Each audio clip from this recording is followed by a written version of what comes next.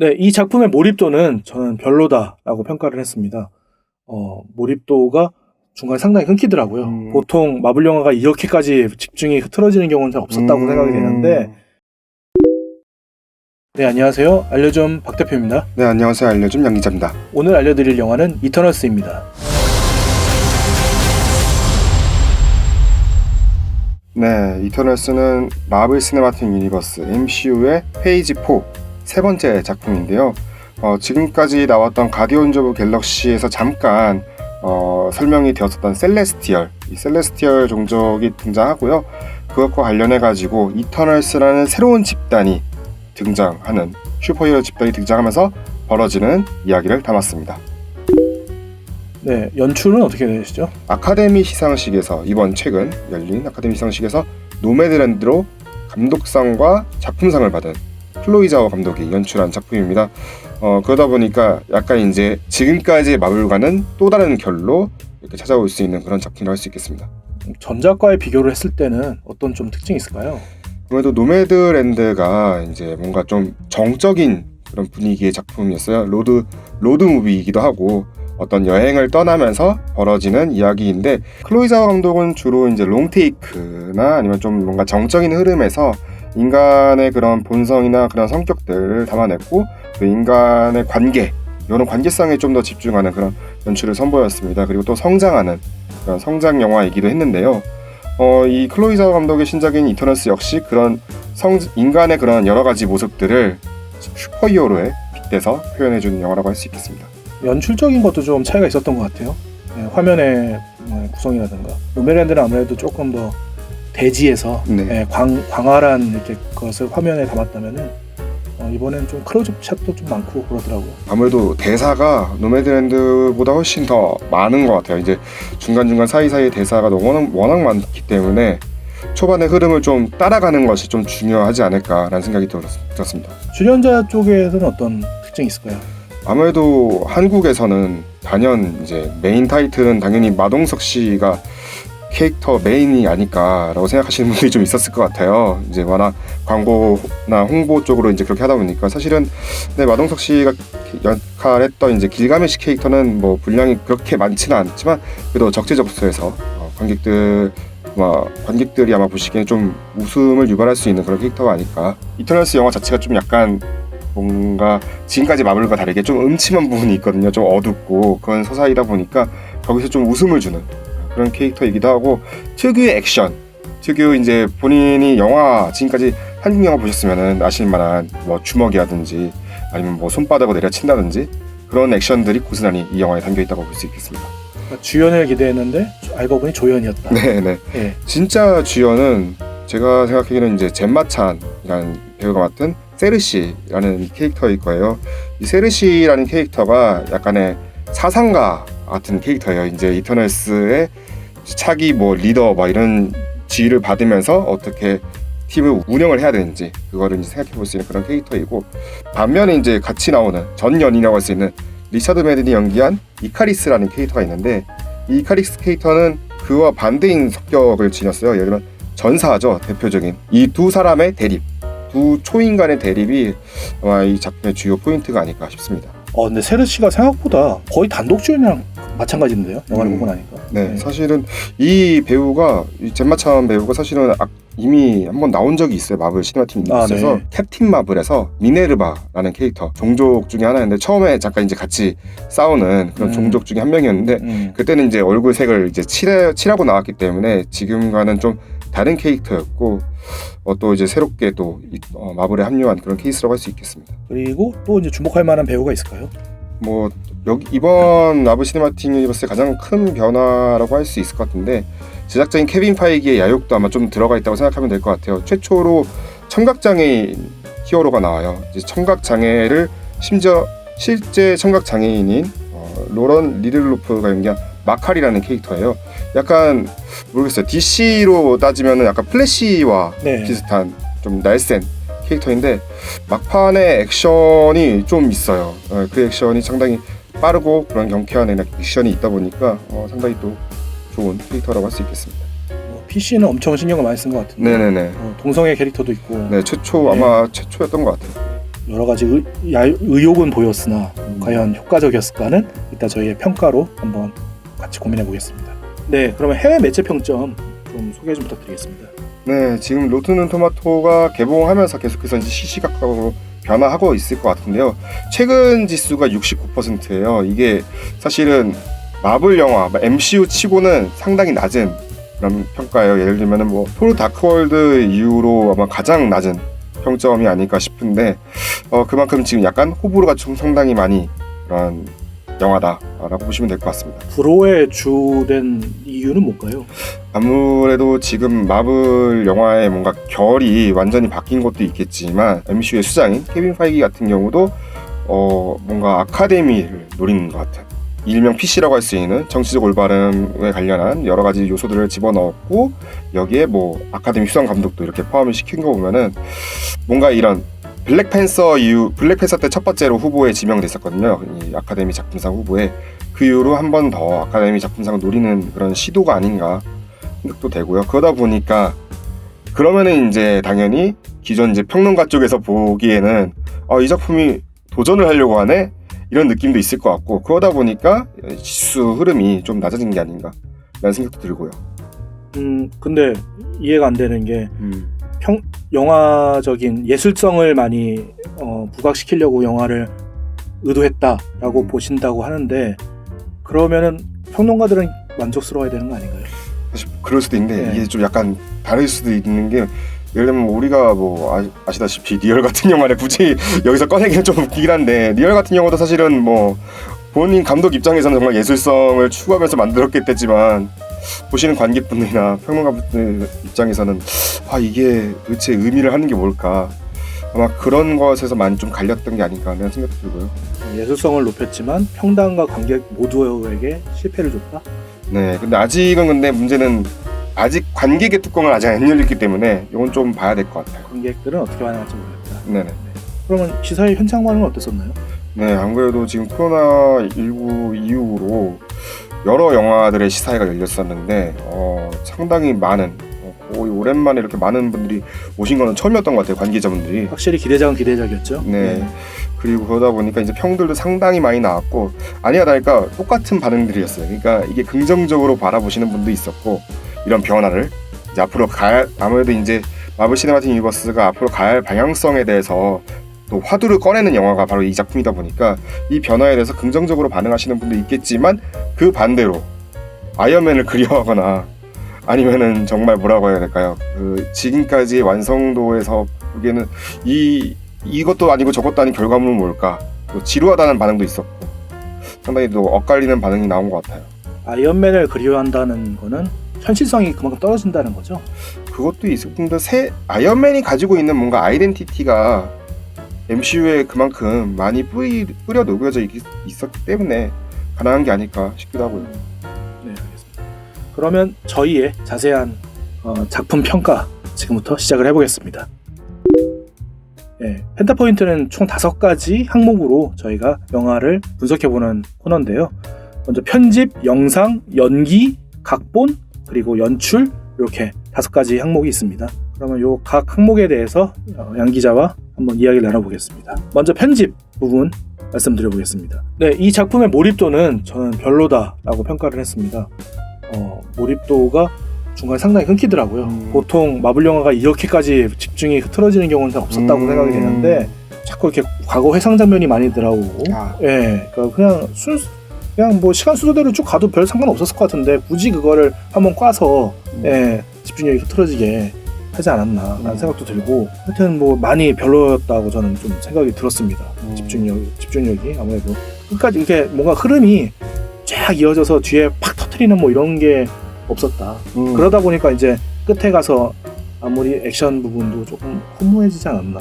예, 조금 마무리가 아쉬웠다라고 좀 생각이 들었었고요. 저도 일단은 원래는 괜찮다까지 갔다가 어제부터 계속 밤부터 곱씹어봐가지고 생각보다 약간 좀 평이했던 것 같아요. 그냥 약간 뭐랄까 저는 워낙 이제 클로이 자오 감독의 전작도 좋게 본 편이어서 그랬던 건지 이 이제 마블과 이제 변화를 준다면은 어떤 변화를 줄까 그 포인트에 접근해서 영화를 봤거든요.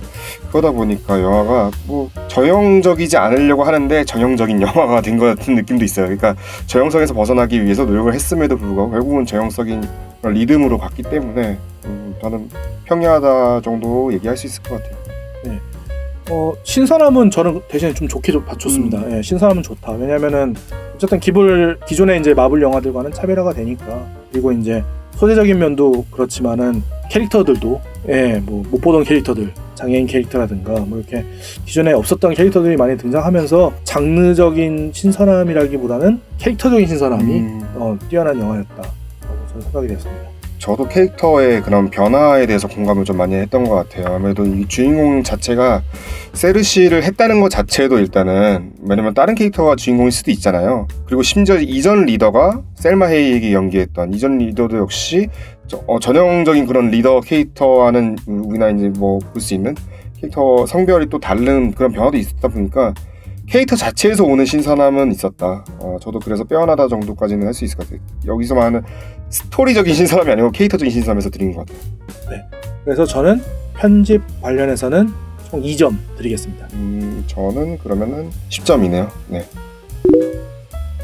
네, 다음 영상 부분입니다. 이 작품의 이제 촬영 방식과 색감은 빼어났죠. 예, 저는 되게 만족스러웠고요.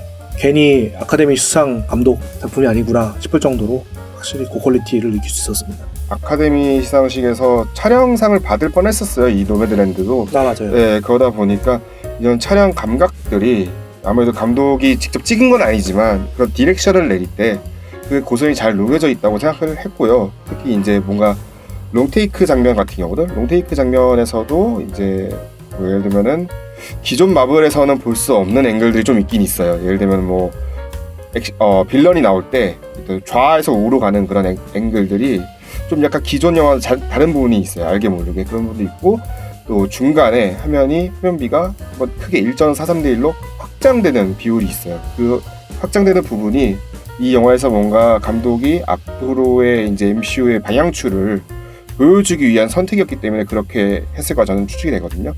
그 장면을 이제 유심히 보는 것도 영화명에서 보실 때 중요한 포인트가 되지 않을까 싶습니다.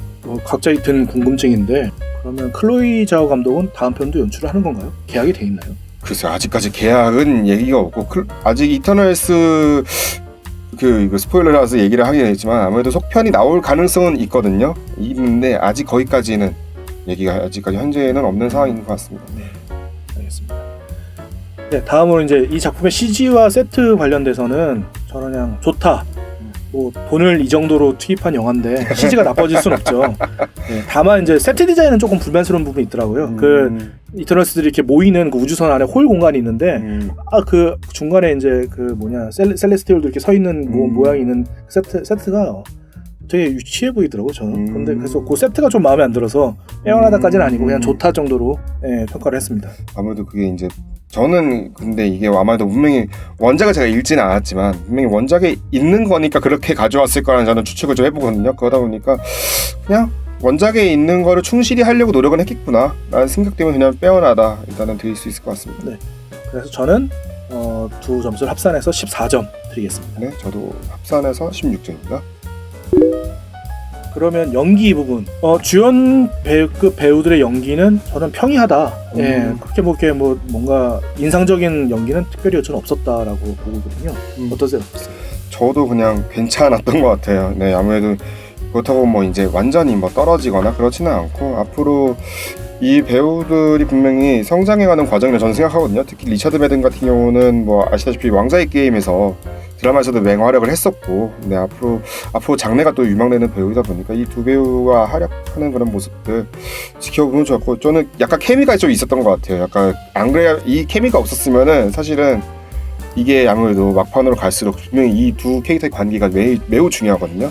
그걸 이끌어가는데 안 그랬으면 좀 더 지루하지 않았을까라는 생각도 들고, 이 배우의 케미 덕분에 그나마 좀 올 것 같다는 측면이 있어서 저는 괜찮다 얘기를 하겠습니다. 네, 그러면 조연 부분 다시 또 설명드려보죠. 저는 괜찮았다, 상당히. 조연급 배우들은 특히 저는 인상적이었던 게 드루이그 역을 한 베리 키오간 캐릭터, 그리고 스프라이트 연기를 한 리아 맥큐, 아역 배우일 수도 있지만 어쨌든 이 두 배우가 그나마 다른 배역들에 비해서 좀 더 좋았다.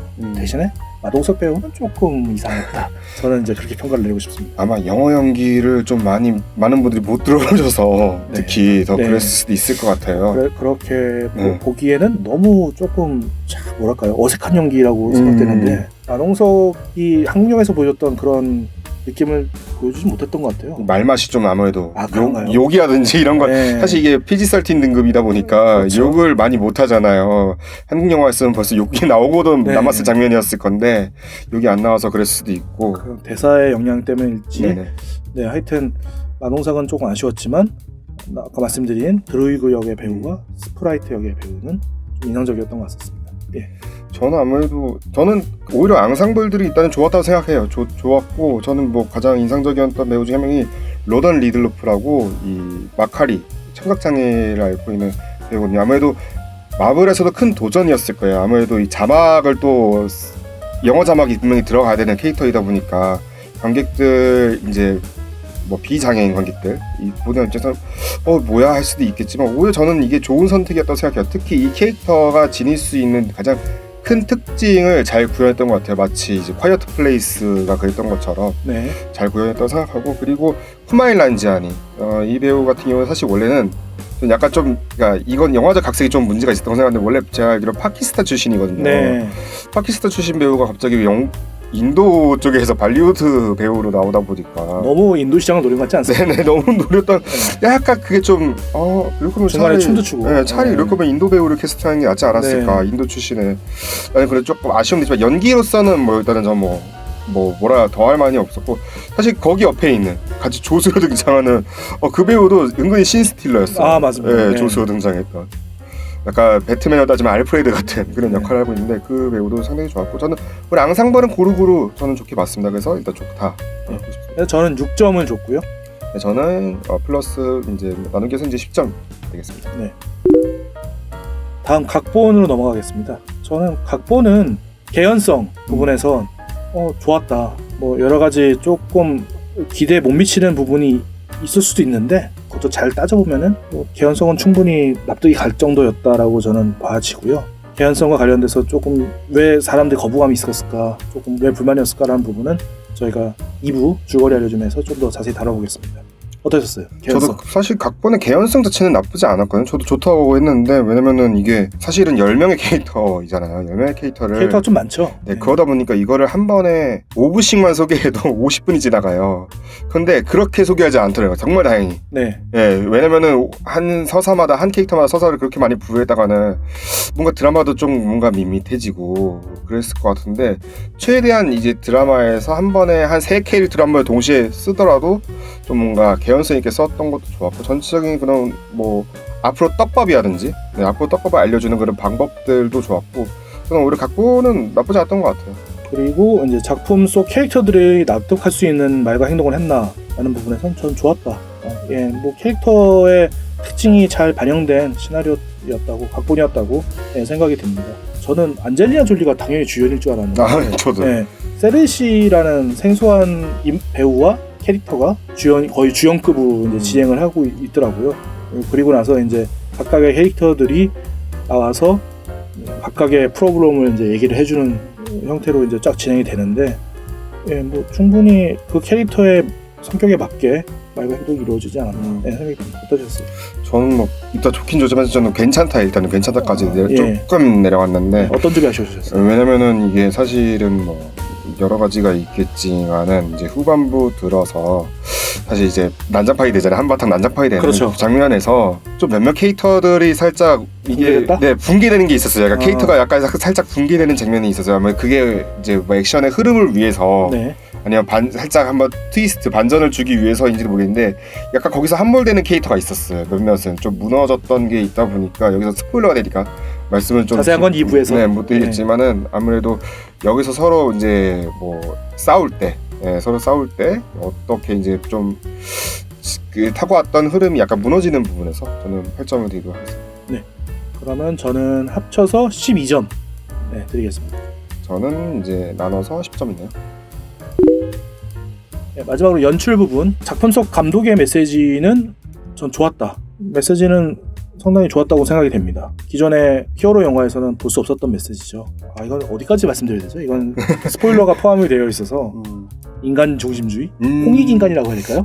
예, 약간 그런 인간을 느낌의 이롭게 인간을 이롭게 하는 메시지에서 라고 좀 저는 봐졌는데 저도 어떤 메시지를 느끼셨어요? 저도 그러다 보니까 이 메시지에서 느꼈던 거는 아무래도 사실은 설화들도 자체가 이제 뭐 고대 그리스나 이런 설화들도 아마 인간의 그런 희로애락 같은 그런 거를 좀 표현했던 캐릭터들이 상당히 많잖아요. 네.